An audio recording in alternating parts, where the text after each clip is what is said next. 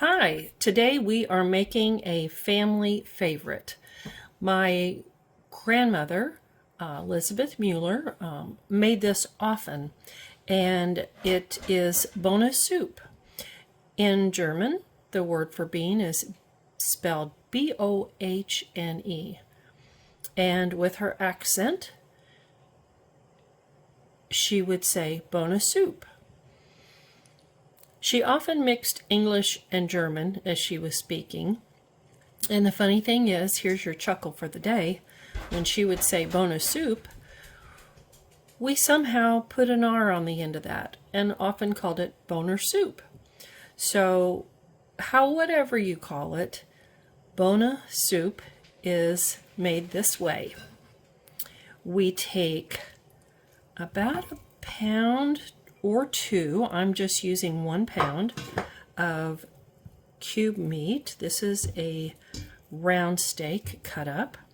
Put that in the bottom of your pot, and then you layer in this particular order. I've got about a cup of onions here. This is actually about half of what the amount my mother and grandmother would use when they made it. So you layer that next, and for some reason the recipe says do it in this order. I don't really know why. Got about 3/4 cup of chopped celery. It's about 2 or 3 stalks. And then I have a Pyrex measuring cup, which is right at 8 cups. And you make this with fresh green beans. I've tried it with frozen, it just does not work as well.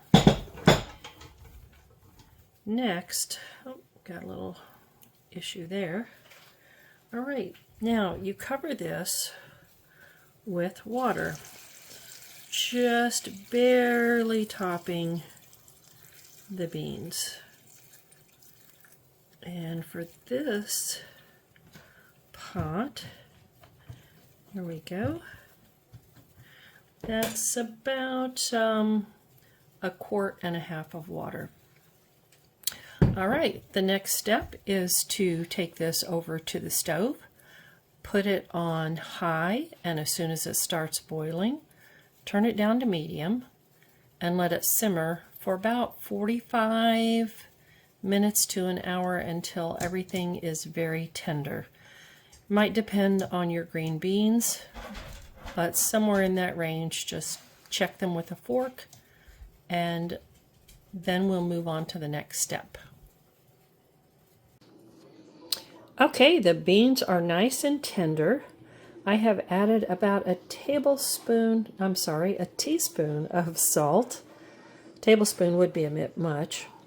And I'm going to add some potatoes next.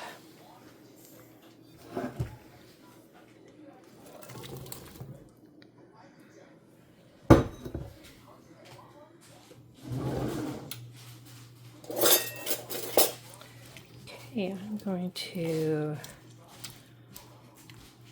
just tuck those down into the water.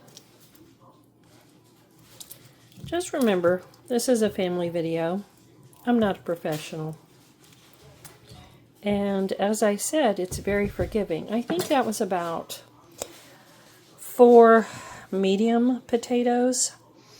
You can certainly use less, you can use more. I like potatoes. Same way with every other ingredient.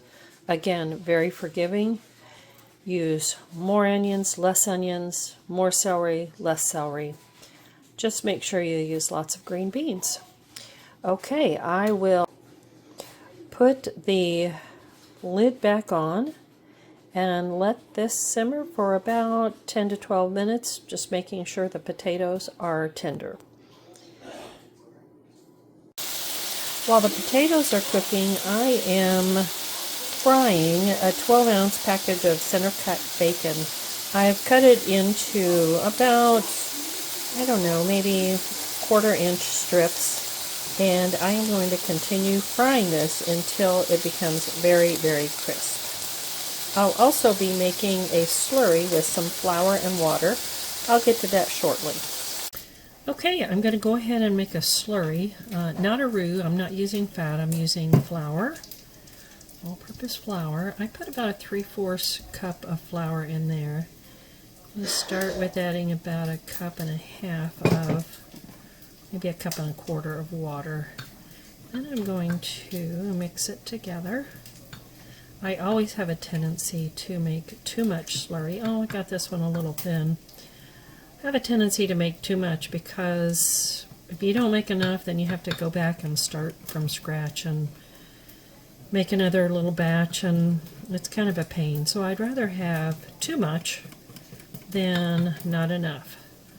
So there we have it. I probably could have used about just 1 cup of water instead of 1 1/4. But I have smoothed out all the lumps. And it will be ready to add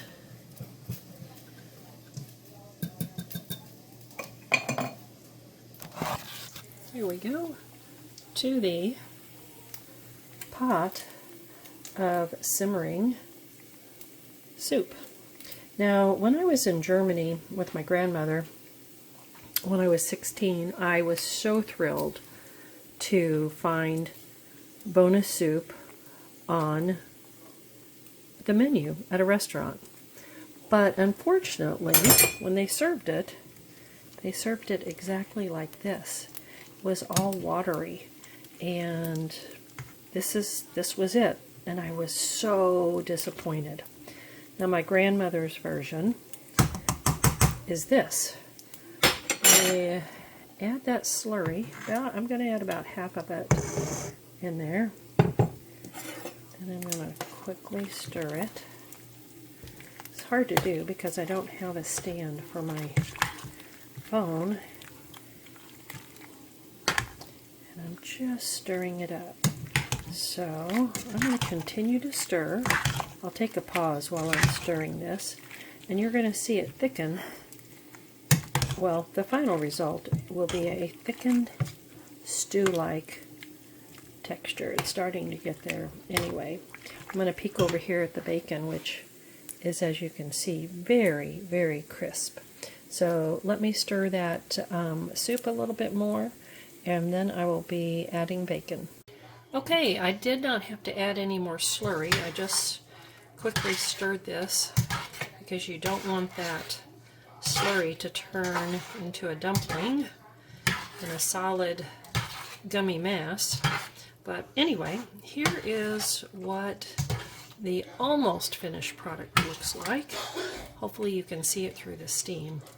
Now I'm taking my bacon and I am going to use a spoon that allows me to drain the fat as I'm scooping it. And I'm going to add this lovely crispy bacon right on top. It's still hot, you can hear it sizzle.